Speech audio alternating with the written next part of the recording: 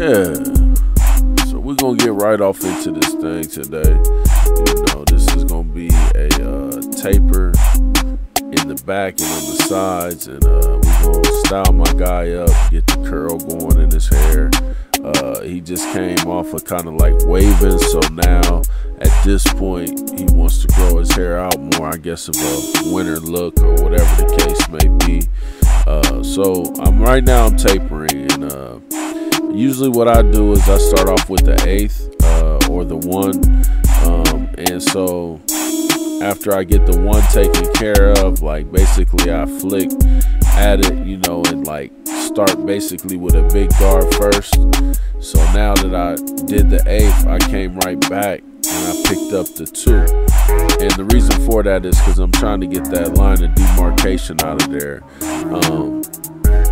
It's very important for your tapers to flow, even though like in today's day and age, people are starting to wear more cuts that don't really follow all of the traditional rules. So it's what it is. But what we doing right now is we got the 1/8 back out, and what I was doing was fine-tuning that area, and I'm gonna get down to the 16th, and so I'm basically working my way down. I got the 2 in there, the 1 in there, and now I'm looking at the 0. And so what I do is I just basically blend into it, so the whole time I'm fading, but I'm not creating any lines. So for me, that's an easy way to get to my destination, because I kind of know what the lengths I want for all the areas and where they're at. And so you use more of your eye in this technique, but once you've been cutting for a while and cutting hair for a while, you know, you find ways to make things easier for you. This is just a quick way to taper out and get myself going into the haircut the way I want it to be. So I may not even get to the point where I use just the blade, because I'll put the line in first. And reason for that is once you put the line in there, you can see what little spots and exactly where you want it to be at, and just use the clipper with the blade, and it'll, you know, take out the lines that you need to take out. So it looks like I went in there a little bit with it, but I know I'm getting ready to put this line on there, and I'll come back through and really fine tune everything and get it going. Right there, that's like my suckers, and what I'm using right there is a 1.5, and the reason for that is because I want to make sure that line of demarcation is smooth. Like there's gonna be some, you know, where you see where it's dark to light, but want that transition as smooth as possible. And sometimes when you are using the Andis guards, you know, the 1.5 kind of, I don't know, it fine tunes what you've done already. So sometimes I use that just to fine tune, because it's like just slightly shorter, but it's still the necessary length. So it's good to have that in there, you know. Sometimes when you're trying to really have it very, very detailed. Now with the line, basically make sure that you're holding back the ear. As you can see, I'm doing that with my fingers, so that creates like my kickstand. The kickstand basically helps you to have a nice line when you're putting in the line, and it helps you to have more control and more visibility of the tightness of the line. You know, you really see when you're putting the liners up there that you're fine-tuning everything and that they're very precise and symmetrical. You want to have everything as symmetrical as possible, and when you use angles and you use a kickstand with your finger, it just helps you to have the correct placement. It's kind of hard to talk about, but as you can see as it goes. That's what I was talking about. That was the fine-tuning part, where I just went in and fine-tuned the fade, because it's already done. Right here, I'm using this raking method. What I'm doing is I'm pulling down the front hairs and I'm creating a line, and it's cutting the hair down flat and short. And so what that does is that pulls the hairs into a place where they can help. Like he was going through some things, you know, as far as his line is concerned, and he was really concerned about it when he first came to me, and I helped him to kind of get it the way he wants it to look and still have that fresh look. So you'll see that pulling that down, it helps to create a line for me, and some of the light spots make them look darker as we put the line in. With the line, you just want to go ahead and go in, and you may have to take back some of the middle to even it up when a person is starting to you know, drift, as we'll call it. But that doesn't mean that you push back, man. What I'm doing right now is making sure everything is straight, trying to stay in one place, but yet stay far enough back to where I can see if I'm making any mistakes. A lot of barbers make mistakes on the lineup because they're too close to their client. You know, just like hanging up a picture, you gotta go ahead and step back so you can see if the picture is straight. You gotta do that with cutting hair. You know, you're not gonna get the perfect line on the first time through, and that's not what you try to achieve. You try to achieve a foundation that you can keep going over and over and tightening it up and making it better each time. When you do that, it helps you not to make as many mistakes, because being symmetrical is the difference of like hairs, literally hairs. So, you know, you want to try to get his stuff as tight as possible with your first go through, but understand it's a rough draft. So, you know, don't get so caught up in making it perfect on the first time through. So right here, what I'm doing is I'm creating a base, you know. I know where I wanted to kind of go into his curl at. So what I'm doing is I'm creating space where it's going to really show off the taper, you know. So I start with the big guard, the 2, now I'm down to like the 1, and I'm flicking, and I start with it open, and I'm flicking. You know, I just want to try to make it transition in. What you'll notice is with my haircuts, I try to do side to side, and even with guard to guard, because it's so important for me for placement. I don't like my fades to just be sloppy on the head, like one side is up higher than the other in any aspect of the fade. So if I'm using the 1/8, I tend to come through with the 1/8 on both sides. Well, the 1, as people like to call it. So right now I'm putting the line in, and like I tell you, you know, in my previous videos, I like to put my line in after about the 1. The 1 open or the 1 closed depends on the haircut, depends on the texture of hair. So right now I put the line in because I know that's where I want my lining to be at. And so now I'm gonna come through with the clippers, and I'm going to establish like basically where the ball to my actual fade that's in the top in the bigger guards. So right now I'm fine-tuning my line a little bit, but in a moment I'm going to pull out the clippers and start with the blade open, and I'm going to start to find out what I want. Well, actually I started with the 16th, or the 0 as people call it, and I'm just flicking into it. So I'm just fine-tuning the fade even more. You know, what people don't understand is there's stages to fades.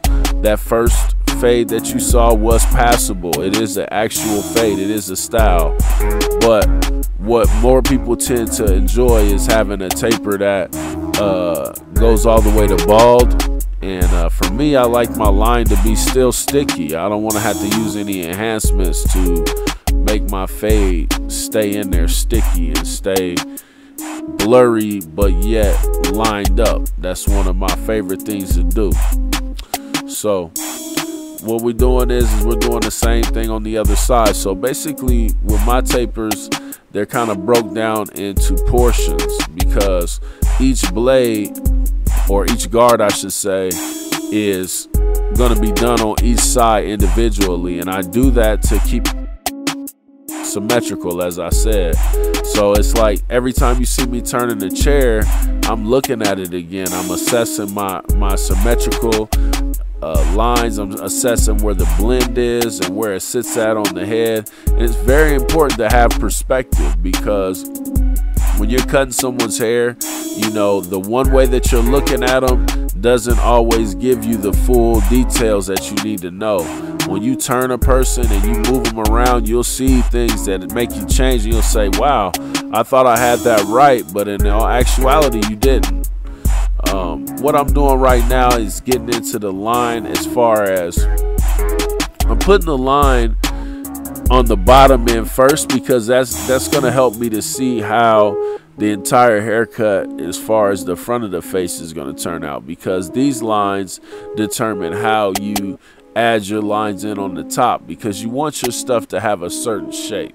So right now this is more of like a LeBron type of beard, you know, and so he wants the bully beard. He's mad because he don't want me to like pick it out underneath the bottom, but you know, I do what I gotta do. So right now I'm just gonna put some shape into his beard. We want the front of the hair to be more heavy than anything else. As you can see towards the cheeks, I get pretty close, because the thing is that, you know, when you're putting a line on something, it still holds true. Like that 1.5, like that holds true. So the more that you get it close to their face where you're gonna be lining at, the better off the line's gonna be. What I'm doing right now is I'm coming in and I'm creating how I want the shape of his mustache to be off of his actual beard. So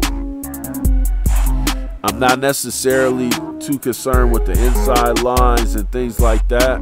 I'm just making sure that I have the shape that I want, and holding the clipper at a certain angle, as you can see, is what's going to help you achieve that quickly. So now I know that that's going to be symmetrical and in the same spot when I put the lines in for the sides, because I don't want one side up higher than the other. So just focusing on making it flow makes it to where when I do put those lines in, it's hard for me to miss and mess up, because you want to make sure that you start at the same point on both sides of the face and it has a similar curve or exact curve. Nothing is exact in barbering, but you can get pretty close, and the more you fight to try to get it perfect, the better off you're gonna be. Never give up on your haircut.